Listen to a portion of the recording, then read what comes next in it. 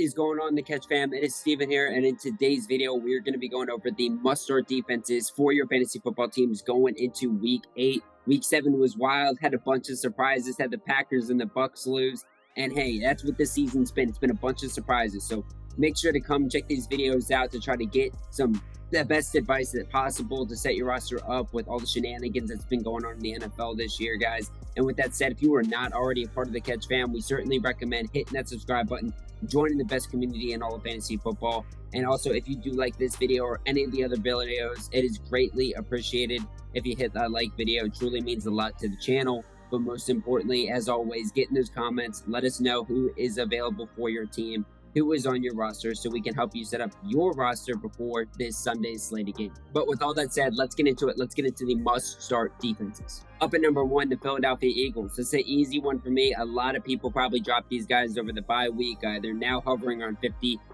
rostered, which should just not be the case. These guys should be much more heavily rostered. And when you look at these upcoming games that they've got after the bye week, the Pittsburgh Steelers, the Houston Texans, the Washington Commanders, the Indianapolis Colts, and for even crying out loud, the Green Bay Packers. I mean, they've got some tasty matchups coming up, guys, but just to narrow in on this week, I love this matchup against the Pittsburgh Steelers because Kenny Pickett, while I do think he showed some moxie, I do like a little bit about what this guy has to offer. Guess what? He is just not getting it done right now. That's the bottom line. He is not making all the right calls. He does turn the ball over a decent amount, as we just saw the Dolphins had 3 interceptions on him. And the Jets had a bunch of picks on him his first game out there too. He is just very turnover prone. This offense of the Pittsburgh Steelers is very much so stuck in the mud. I don't like any part of that. And when you look at the Philadelphia Eagles, what do they do really well? Well, they muck up the run, right? So I think Najee Harris is going to have an even harder time. But more importantly than that, too, the Eagles shut down the passing lanes with the secondary, the elite secondary that they have. So I think this is going to be a real nightmare matchup for Kenny Pickett. This is a home game for Philadelphia. I don't think Kenny Pickett has seen anything like this yet in his career, having to go travel as a rookie into Philly to play the Philadelphia Eagles with the World Series buzz that Philly is having right now. Shout out to the Phillies, who are doing pretty well right now. But guys, the Eagles are a defense to be reckoned with. You need to go ahead and get them if they were dropped, because this defense is not only an absolute must-start smash play for this week against the Pittsburgh Steelers, but they are a must-start going forward, guys, unless something radical happens. This Eagles team, you want as many pieces as you can of it, whether it's on the offense or the defense. So go ahead, start them this week against the Steelers. The next 2 defenses I'm going to talk about are kind of no-brainers, but I just want to make sure that you guys have these guys in your lineups right now, and you guys aren't pivoting away for whatever reason. And that first defense I'm going to talk about here is the Dallas Cowboys defense, who just had 26 points against the Detroit Lions. This defense is absolutely unstoppable. This defense just destroyed that Detroit Lions offensive line, which everyone raves about. This defense can get after the quarterback with the best of them. Michael Parsons is just an absolute freak. They had 5 sacks against probably the best offensive line in all of football, and they had a lot of turnover against that Detroit Lions team too, which everyone was raving about in the beginning part of the season, right, guys? So this Dallas Cowboys defense is absolutely a must-start this week against the Chicago Bears. They're going to hit the bye week too, so I also want to put this out there just ahead of this bye week, is saying that, listen, we're going into the bye week. If you were holding the Philadelphia Eagles into the bye week, that was a good move, because now you got them for a great matchup slate. Dallas Cowboys, I think it's kind of the same deal here. This is one defense that I would consider holding through the bye week if you can manage it on your roster, guys, because they are that good. Up next, the New England Patriots defense against the New York Jets. It's another one I'll quickly go through here. We have not seen the Chicago Bears matchup quite yet. It is Monday morning when filming this video, but I certainly do expect the Patriots to slice through that Bears team like hot butter. I'm expecting a big game out of that one on Monday night, but listen, going up against the Jets too, I think that this is certainly a game where the New England Patriots can absolutely roll against them. Breece Hall, unfortunately, just had that knee injury, and that was really what was moving this engine in my mind of this Jets team. They squeaked out the win against the Broncos, but I think this Patriots team is going to come in here and they are going to demolish this Jets team. The Bill Belichick regime in New England has historically had an edge over the Jets. They have been able to get to the quarterback very well, and when you look at the Jets team, they are a perfect recipe for Bill Belichick. It's full of rookies, right? Bill knows how to take advantage of rookies. He's been able to do that his whole career. I think the Patriots are going to absolutely smash play here against the Jets. And this is a defense that I want for a long time, right? Because they have the Jets, the Colts.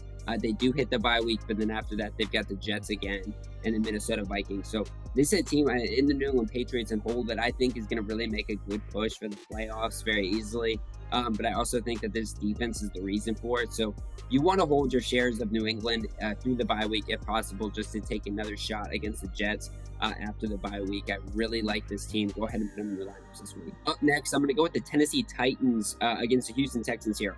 And I don't love this Titans defense. I talked about them last week when they were in my video when I recommended playing them against the Colts. And I don't necessarily love this defense, but I do love this institutional framework that the Titans have in place. I think Mike Vrabel's an excellent head coach, and I think he coaches his guys up well. Coming off the bye week, they just absolutely destroyed the Indianapolis Colts, 20 fantasy points. They had 3 sacks, 1 forced fumble and a fumble recovery, and 2 interceptions with a house call to the end zone. This defense is opportunistic when it needs to, and I think coming off that bye week, I think that is what they used it for. They used it to prep this defense. I think it is now that they are getting their identity. Derrick Henry, smash mouth football, aggressive defense, and I think that's exactly what they're going to do here. We saw the Houston Texans kind of take a stumble back. Maybe the Texans were a team that were causing a little bit of upset in the beginning of the season. That is not the case anymore. I think this Texans team is taking a step back for sure. We saw the Las Vegas Raiders get 10 fantasy points against them. They are a really bad defense, the Las Vegas Raiders. They only had 1 sack and an interception house call against the Texans. But I think the Titans are a really good team, and they can muck up the run too. So Dameon Pierce might see limited running lanes, even though Dameon Pierce is a fantastic running back. But I think the Titans can get it done here in a big way against Houston Texans. And I think you can ride with them again. If you rode with them against Indianapolis Colts, you were happy. They got 20 fantasy points. Ride with them again against the Texans. I think that'll be a good one. And then the next week after that, you get the Kansas City Chiefs. So you're going to have to drop them before that Chiefs game now. Up next, we're going over to another AFC South team here. We're going over to the Indianapolis Colts defense, who has recently actually kind of put up some solid performances in 3 weeks in a row. 16 points against Denver, 7 against Jacksonville, and 8 against Tennessee in a loss. Man, this Indianapolis Colts team is such a struggling franchise right now. They are just trying to get their wits about them, right? Well, guess what? They're going up against the Washington Commanders, who are also a struggling franchise, trying to get their wits about them. Their owner still not gone yet with Washington. I was at that Washington Green Bay game.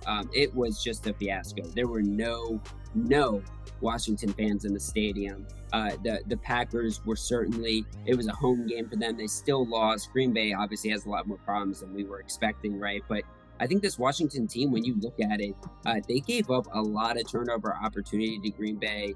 Green Bay actually had 2 defensive touchdowns. One of them was called back off of kind of a weird call.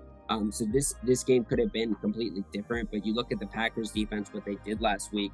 They had 9 fantasy points. They had a house call. They had a sack.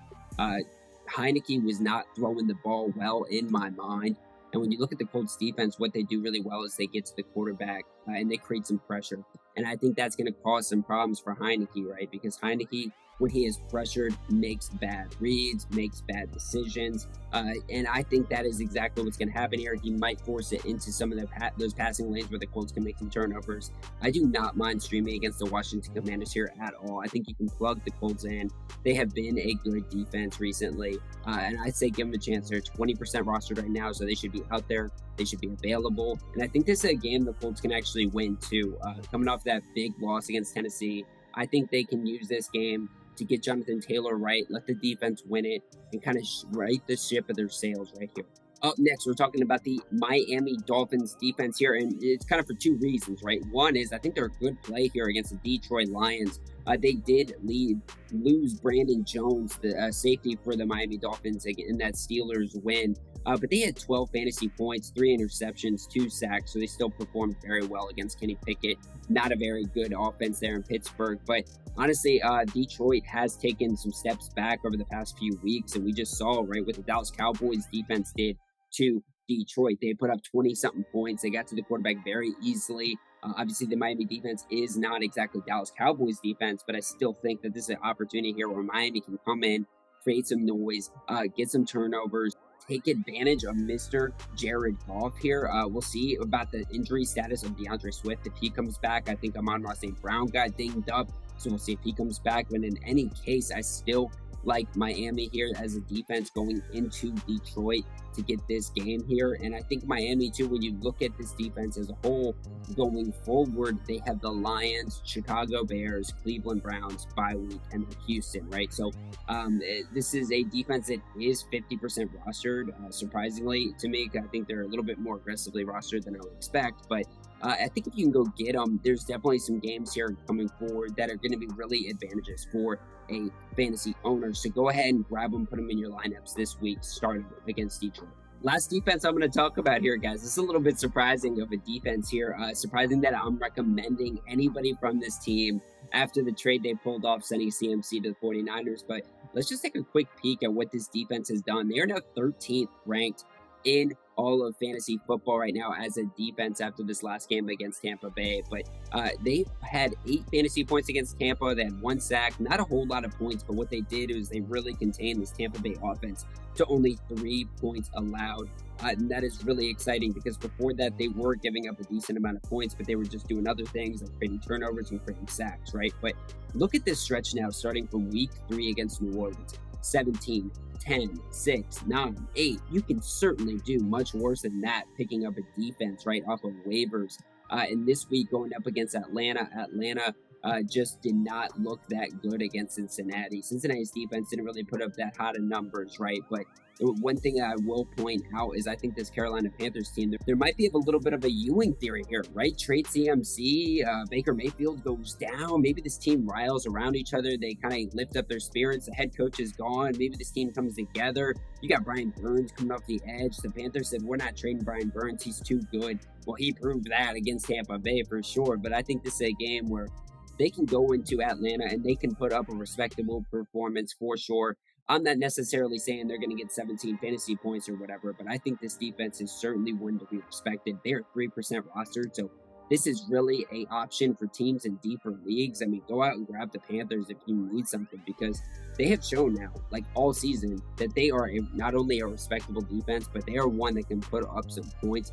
They even had 6 points against the San Francisco 49ers, where they gave up 31 total points to them in that bad loss. So I really like the Panthers here and some deep league options, guys. Go ahead and grab the Carolina Panthers. And with that said, guys, this has been the must-start defenses for your fantasy football teams going into week 8. Just like I said from the top, if you are not already a part of the Catch fam, make sure to hit that subscribe button. Come on and join the best community in all of fantasy football. And as always, if you do like this video or any of the other videos, we always do appreciate if you hit that like button. It truly means a ton to the channel. But make sure, most importantly, to get in those comments, let us know who is on your roster, who is going to be a waiver wire pickup for you, so I can give you some advice, give you some feedback for what you're doing with your squads this week ahead of Sunday's slate of games, guys. And with all that said, this has been the must-start defenses for your fantasy football teams going into week 8, and you saw it here first at the Catch.